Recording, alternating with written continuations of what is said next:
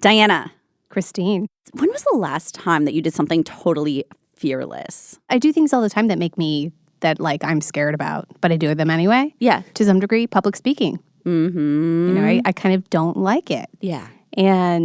But I feel like it's good for me. It's good to stretch. Yeah. Also, teaching this class that I've been teaching for 4 years. Yeah, like, you teach this class at NYU. Still freaks me out every time. I do it. Yeah. Like doing something you're not familiar with that you haven't mastered yet. Mm-hmm. Mm-hmm. And that, gives me some sort of, I guess, anxiety about it. But right. Yeah. But like, I feel like that act of being uncomfortable and like making yourself uncomfortable is how you grow, right? Totally. Yeah. Totally. And I see that too. It's like I'm stretching, I'm learning, like the whole teaching the class. I've never learned so much about like the craft of journalism. It's great. And I definitely don't regret it, but it's definitely fear-inducing. Sure.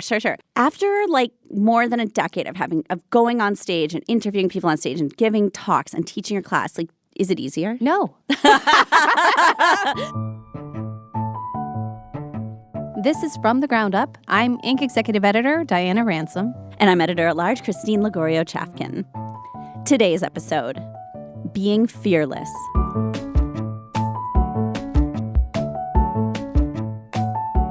So, Christine, for today's episode, I spoke with Arian Simone. How much do you know about Arian Simone?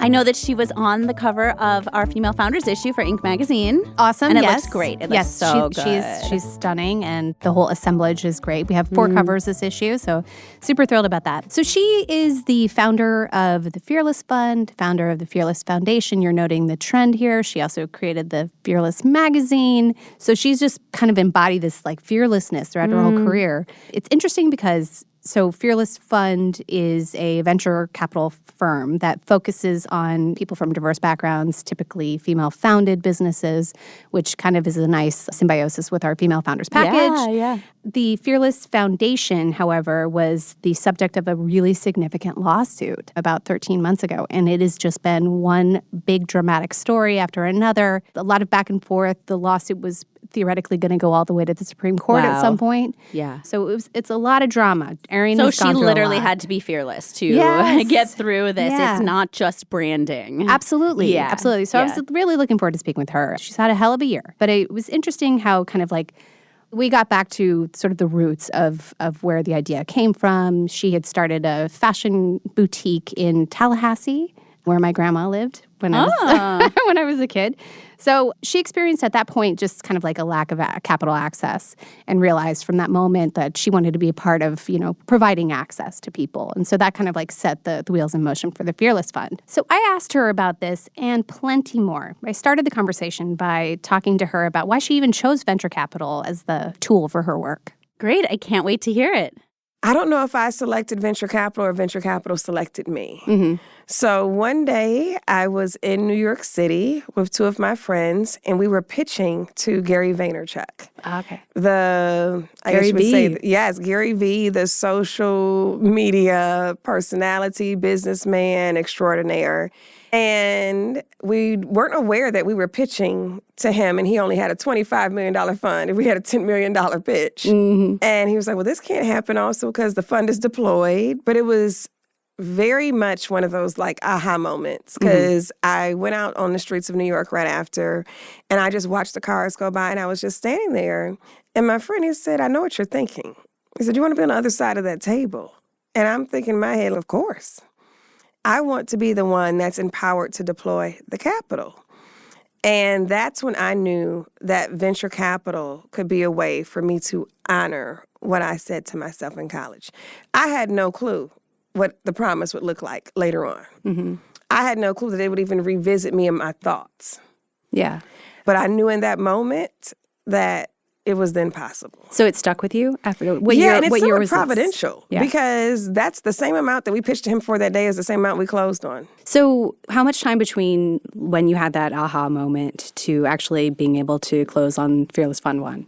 So around 2017, I started doing a lot of the groundwork. Got it. As far as meeting people. Once you put something out there in the atmosphere, what you're seeking is seeking you. Mm-hmm. So people just started saying, oh, I work in venture capital. I'm now paying attention. I work in venture capital. I'm now paying attention. Got our advisors on board. Had all the paperwork ready from securities attorneys, 2018. So that was more so the route in which things got moving, started raising capital, and it took 3 years to close Fund 1. What is your ethos in terms of investing? What kinds of companies and people do you tend to invest in?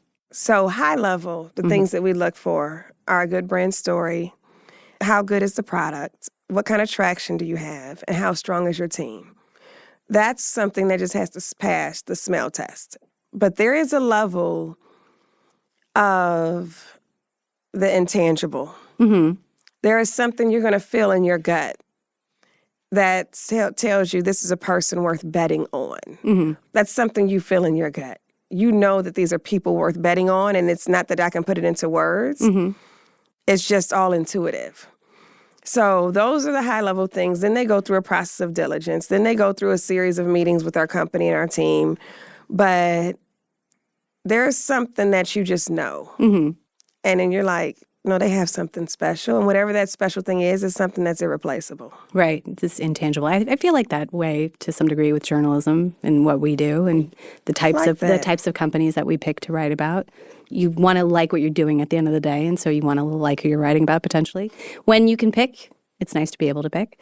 So curious about your family, too. We didn't really get into too much of your backstory, but you grew up in Detroit. Your father was an attorney, from what I understand. And one of his clients was Rosa Parks. That is true. And you were tasked with helping her out after school. Is that right? Not that I was tasked. I think that was just the nature of our relationship at that point. I don't think anybody even asked me. My high school was actually down the street from where she was staying in her condo. So I would just go check on her after school. It was the nature of our relationship. My father the other day was telling a story about when she was in the house one time and my sister was over. I wasn't even in the house this day. And her friends were like, oh, Ashley's grandmother. And Ashley was like, that's Rosa Parks. So she was a grandmother figure. You take care of your grandmother. I would go pick her up something from the grocery store. But after traveling with her for so many years, back to back, that was just the nature of our relationship. Wait, what do you mean by traveling with her? She had programs in the summer that would go around to different civil rights monuments, that would go around the Underground Railroad, and even outside of the programs that she was running through her foundation, I would travel with her to speaking engagements or places like that in general. You just go to support her, or you would actually help out, or? Oh, gosh, probably a little bit of everything at that time as a child. As a child, a little bit of everything. That's amazing. Anything she taught you? Oh, my gosh. You want the list? Oh, that you may have to wait for some of my writings. Of course, we always love her fearless quote, but I will say this. She talked to me about giving and receiving. And that basically you will always receive more from what you gave. And that's just a universal way that the whole world works. She was like, if you continue to give, you're going to get more on the back end. She said, everything I've ever given, she said, I've always received more. So she was always big on that. She practiced yoga. Oh, no way. Oh, yes. It was a practice of hers. She was big on calming her mind. Trying to think of stuff like you wouldn't know or wouldn't read about. That's why I threw that one in. Yeah, I would never have ever even thought of that. She also suffered considerably after this. Like, she became a target. She was robbed. She was targeted in other ways, potentially. Oh, yeah. But we took very good care of her. And that was my father's prayer. He did teach me that. He said, you need to take care of your leaders. How much did your parents influence your life choices? They gave me the freedom to be me. They influenced my life choices by how they lived their lives versus what they instructed me to do. They did more so give me the freedom, like I said, to just be me. My father always says, well, I never gave her any instructions, which is true. I was very much a self-motivated child. I would do my homework weeks in advance. I would get good grades, straight A's for the most part. And I remember graduating middle school valedictorian with all 3s in citizenship. That's not good. Oh, why? Why is that? That means bad behavior. Oh. That means I'm talking a lot through class. I remember even one of the teachers trying to explain to my mother, like, well, we need to do something about this. She has all 3s and straight A's, and she's our valedictorian. And my mother said, we need to do nothing. So that's why I said they gave me the freedom to just be me. Your parents let you live your life, but then, of course, some decisions are forced upon us, right? Some choices are not in our hands. I'm speaking in particular about August 2nd, 2023. You learned about the case from the American Alliance for Equal Rights, from media calling. Yes, the staff. Yeah. Yes. I was calm at first because I just didn't believe it was ours. Yeah. Staff was calling and said, the media is reaching out because of this court case. And I was like, we don't have a court case. Yeah, you're like, what court case? Exactly. And I even told them it was ChatGPT. I said, this will sort itself out. Because I'm thinking, like, it can't be us. I know nothing about a court case. So I was like, oh, don't worry about it. I was like, it'll sort itself out. They called back again. They're saying they're calling staff members and they need them to report on it. I said, well, you tell them don't say anything. I said, well, we don't have a court case. And next, it's plastered all over the media. And I tell the staff, hey, if it's a court case, what I do know about the law and filing suits is that it's public. I said, just find me the filing. Mm-hmm. And they found it. And that's the moment I knew it was real. And what did that set off for you? You went down a rabbit hole? Oh, the top of it said the United States District. So I said, oh my gosh, we have a federal court case. This is a problem. This is problematic now. And yeah, I texted Ben Crump emergency in all capital letters, and I started alerting people from the head of the NAACP on down, like, hey, there's a situation going on out here. And it ended up being one of the most, if not the most prominent DEI backlash lawsuits. Oh, because we were the inaugural defendants of the anti-DEI war. Wow. So post Ed Bloom's victory with his SCOTUS ruling of June of 2023, striking affirmative action down for higher education down at the Supreme Court, people were waiting. I mean, he probably pursued that for years and then had a victory. So the moment he filed, it became national news. Right, right. Why do you think he targeted your organization? We still don't know to this day. Honestly, we do not know. I can't say. I think he may need to answer why he did. But I do know that there is just this spirit of fear that is just taking place that needs to stop. We're not doing anything wrong. And this is a $1 trillion disparity. Who's concerned about this amount of money? Well, the grant program you're talking about, the Strivers grant program, it was between $20,000 and $10,000 grants. Even the millions we've raised. This is a $1 trillion problem. The fact that there's even a concern about whether it's 50 million or 200 million or 300 million, it's just like, are you serious? Why are they wasting their time and energy? And you're correct. The preliminary injunction, and that's one thing that people, I would say, get mixed up, and thank you for spelling it all out. On that day, the plaintiffs filed 3 motions against us. A temporary restraining order. I thought those were for stalkers. Like somebody who you don't want to come near you. Not that you put a TRO on somebody's business. So a temporary restraining order, a preliminary injunction on the grant program, and then the court case itself. We actually never went to court on the court case itself. We went to court on the preliminary injunction. The court case itself got dismissed, which is why we have victory in this space. So the preliminary injunction was for a grant program that actually was at its conclusion. We only had 1 grant left for $20,000. We went to court, of course, because I was just not about to back down, because there's nothing wrong with this.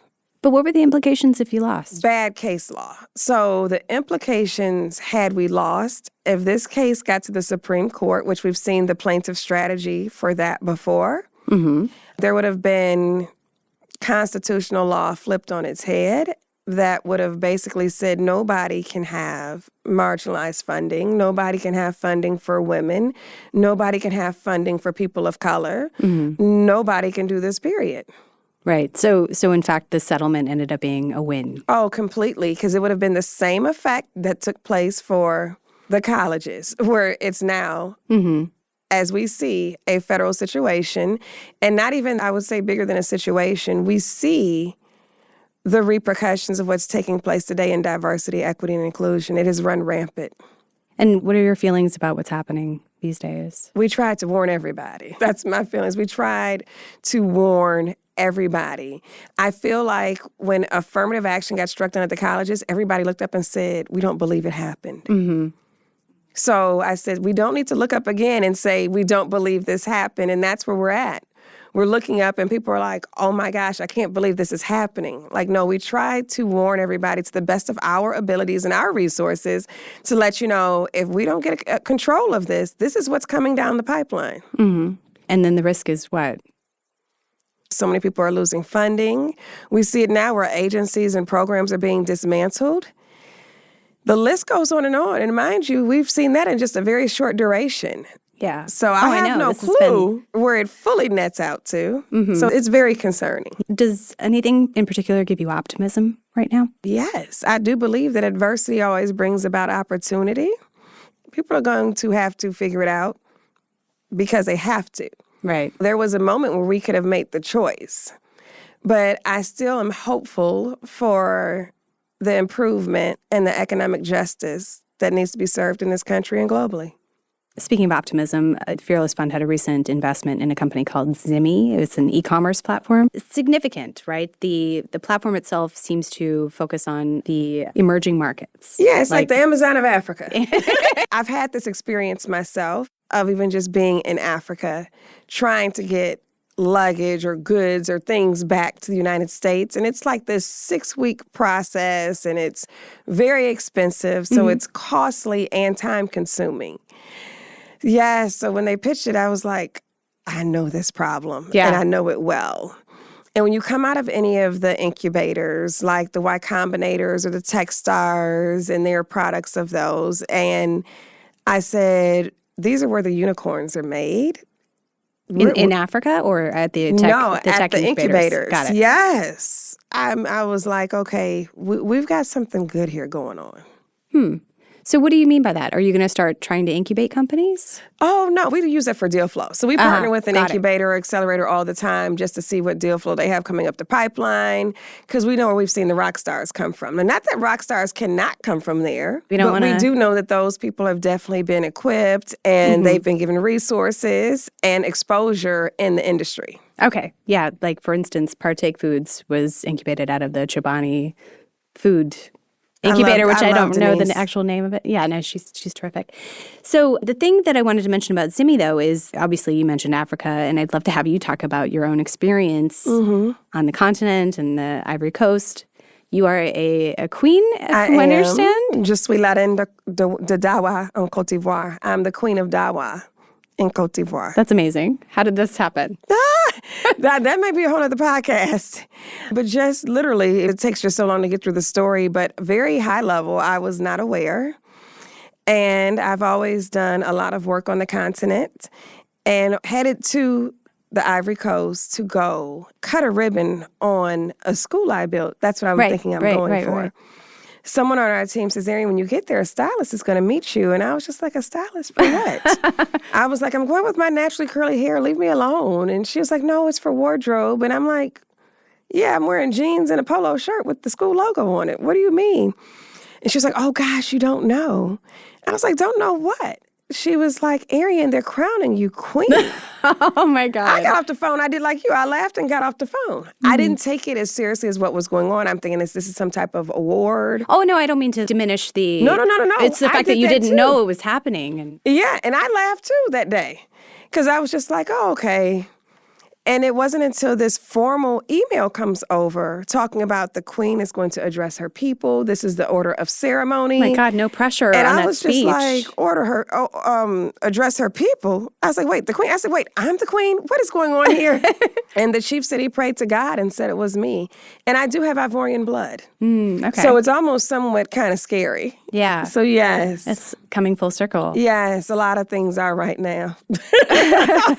Yes, you definitely want the Hold on. Rosa Parks did yoga? Yes, according to Arian, yes. It's good for her, you know. You have to stay flexible as you age. Yes, absolutely. Yoga can be helpful. But I love the actual advice that she had given to Arian over the years, just this idea of giving, you know, even if you're not like sort of necessarily expecting something in return, but just the idea of being open to things and, you know, the world is mysterious and theoretically you could actually receive potentially more than you give. And I think that idea of like just being willing to give and to see where that takes you. Obviously it's karma, but it seems to have worked for Arian, you know.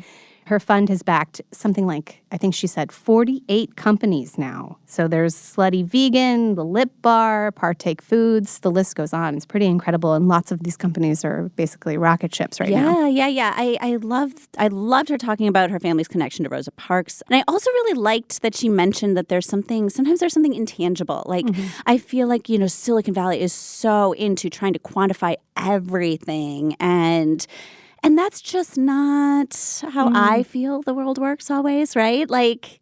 Right. Sort of different ways to measure success. Is that the idea? Yeah, absolutely. Or not even measure success, just to know, the intangible factors in how someone or something or an idea kind of exists and can benefit the world. No, absolutely. There's, to a large degree, as she was saying, you have to kind of go with your gut instinct. She meets with these people and she really kind of can tell that they're the right person to be backing. We'll get into more of that, of course, but Arian will also share her experience with the federal case against the Fearless Foundation, which she views as actually a success. More on that when we come back from our break.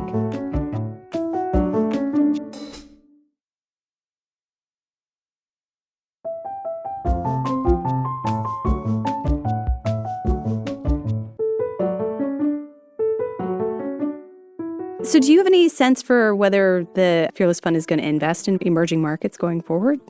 Oh, of course. So right now on our Fund 2, we have 20% allocation to international. It's in our document. Wait, have you closed on Fund 2? Not yet. I already know everybody has asked. I know.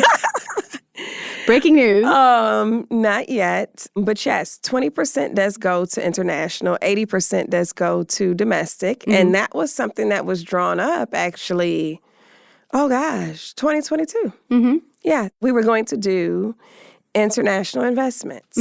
Great. So this is obviously part of that. Oh, yeah, it's one of them. On the same day where you announced the settlement with the American Alliance for Equal Rights, your fund also announced that you were launching a debt fund. That is correct. It's a $200 million debt fund. What is the point of this? Is it the idea of being able to extend the runway for traditional venture capital? It's not about extending the runway. We always wanted to deploy grants because we knew this is okay, smaller amounts, free money. We always wanted to have debt, and then we always wanted to have venture. It's just this is the order in which things took place. With the loans, though, this can service not just our existing portfolio companies, but also a different entrepreneur. Venture dollars are not for everybody, and it's very, very aggressive. So with venture dollars, we're looking for companies who scale and grow at a very rapid rate because we need them to exit in 5 to 7 years after investment. Got it.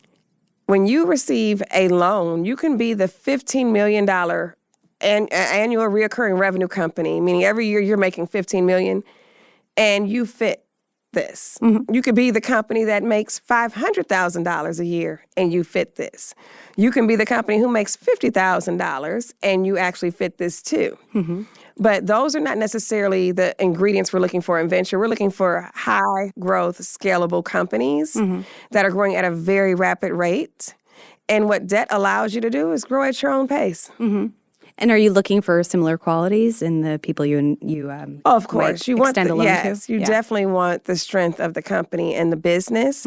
But as far as their ability to scale and grow at a rapid rate, that's not a requirement for debt. Okay. It's just more so your ability to repay it back. Can you talk about the timing of the announcement, knowing that you were revealing this bombshell of information to the public about having settled the case? Did you mean for the timing to be perfectly Yes. Did you want good news? Good news, bad news, potentially? I don't know. Yes. Prior to being a venture capitalist, I ran a PR and marketing firm, so I know a little thing or two. So yes, that deal was actually closed before that. Yes. Okay. So it was well-timed.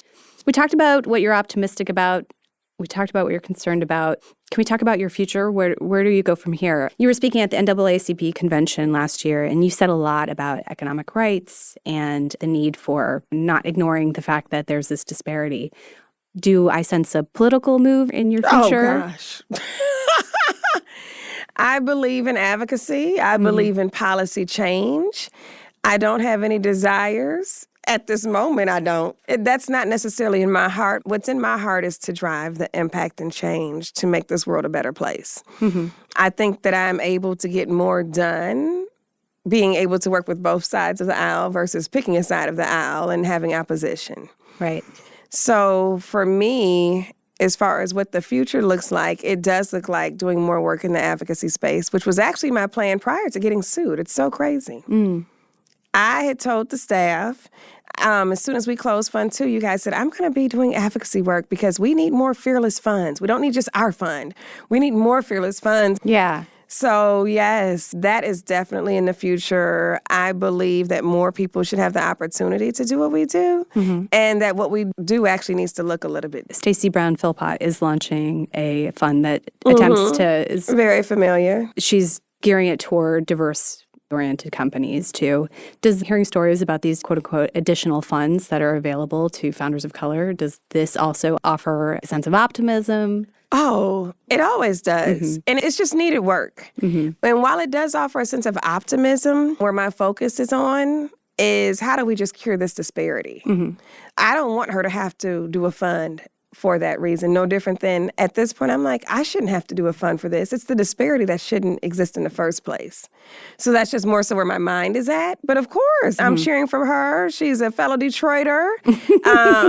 I remember meeting with her about our fund way before these announcements hit. Do you have any sense of what any of this means for the state of female founders today and the venture capital climate? As far as our current... Like, is it going to get better? Is it going to stay bad?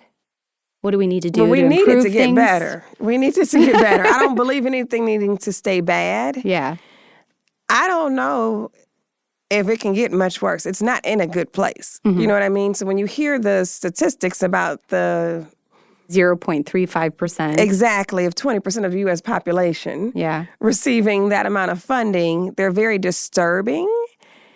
It's already at a fraction of a percent. So, I mean, how do you really get worse? Yeah, that's a fair point. But as far as getting better, I think the route of affecting policy change and doing other things to make things better is more so where my mind is at and where I think the solution lies in order to increase that. Because another $50 million fund, though needed, it's $1 trillion issue.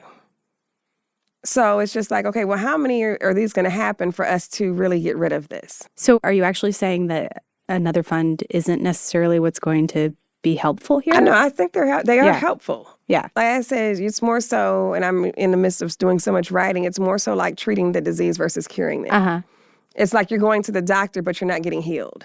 Right. Okay, so is this going to be the focus of your upcoming book? You just mentioned doing all this writing. Maybe. Well, you mentioned a bit ago about basically not wanting to pick sides. You want to be able to work with lawmakers on both sides of the aisle.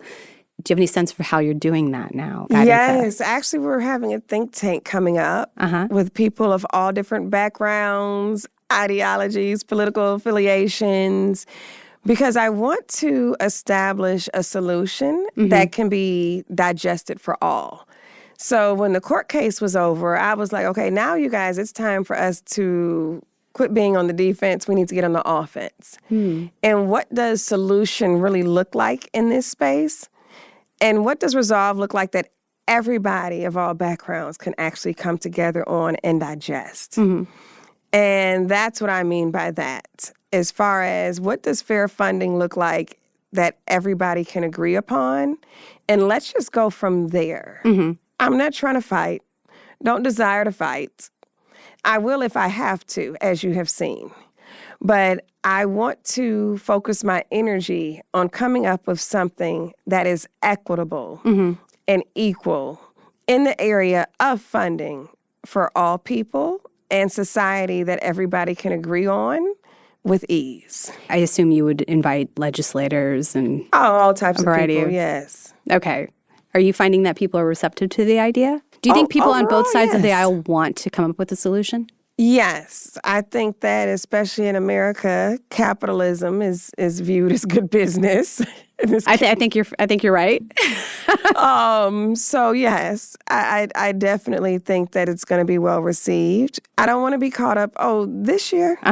I don't want it to be surrounded by semantics, and it may have to be a series of them in order for us to get to this place. We may even have to showcase this or video it, but it's more so really coming together for a collective resolve. And I love the story that is in the book and the movie Best of Enemies, a story about a civil rights activist named Ann Atwater. And she actually converted one of the Ku Klux Klan members, and he got up and ripped up his membership card and everything. But it started off very rough. Yes. Oh my gosh, they were in this meeting. They called them charrettes. And a charrette was basically a way to bring a solution to a problem, but from a collective standpoint. So you took people with polar opposite views and figure out, okay, how do we get them to come together to agree on issues? And they came together to agree. And after that, they would travel with their story. And they became so close that she even read his eulogy. That's amazing. So you want to have that moment or affect some people to some degree? Yes, and not just that moment. I would like to see that on a more global scale. Where does the name Fearless come from? Like, you've used it a lot. Fearless Fund, Fearless Foundation, Fearless Magazine. I guess I had come to some point of this aha moment that I just don't recall. But I do remember I've always viewed it as an ingredient to my success. Being fearless? Yes. I wondered if it was a motivator for you, because I've read studies that it ends up affecting women of color more than the rest of the population, but this idea of imposter syndrome.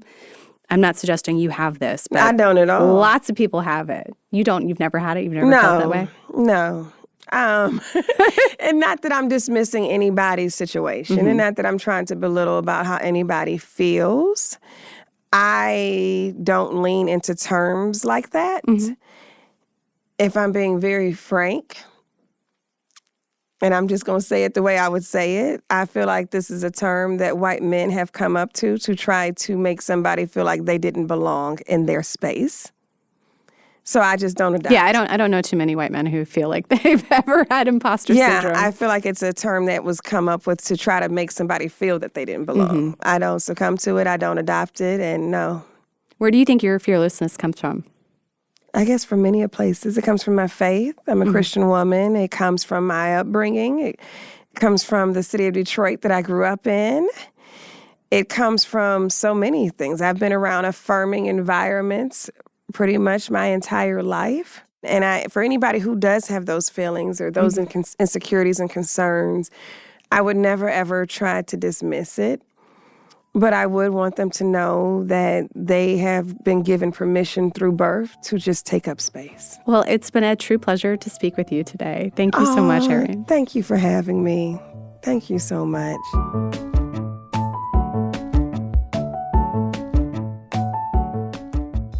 I believe her. I believe that she is fearless.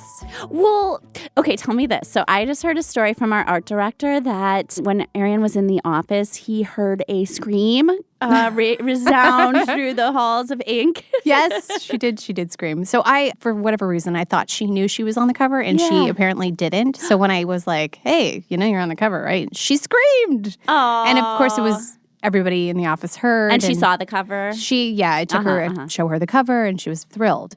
It's also great because, after such a crappy year of being sued in a federal court case, she is able to stop and see herself on the cover of a magazine. This has got to be somewhat reassuring for her. Yeah, and cathartic, right? Yeah. So, all this effort is not for nothing.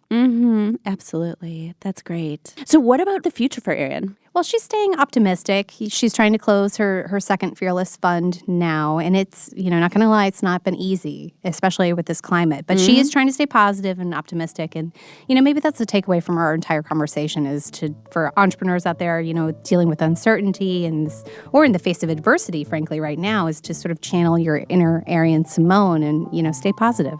Stay fearless. Absolutely.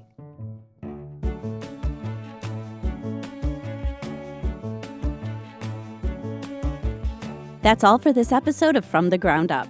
Be sure to subscribe on Apple Podcasts, Spotify, or your podcast platform of choice. Also, if you like this episode or have suggestions of what topics you'd like to hear about, leave us a review on Apple Podcasts or reach out to us on all of Inc.'s social channels. From the Ground Up is produced by Blake Odom and Avery Miles, with Diana Ransom and myself, with help from Sam Gabauer and Hawa Otori. Editing by Matt Toder. Mix and sound design by Nicholas Torres. Our executive producer is Josh Christensen. Thanks for listening, and we will see you next week.